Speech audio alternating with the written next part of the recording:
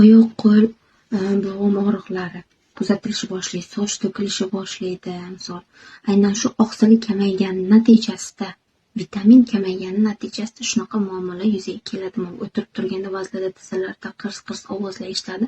Shunaqa muammolar bo'layotgan bo'lsa, albatta aytaman, kollagen ichishni boshlang. Kollagen bu har tomonlama sizni tanangizda juda zo'r ishlab beradi va ichki tashqi tomonlama yoshartiradi kollagen.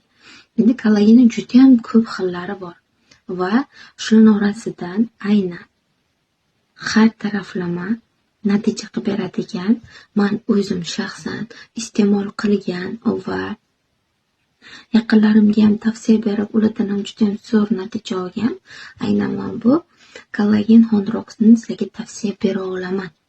Xo'p, buni tarkibi qanaqa yordam beradi? Keyingi surasida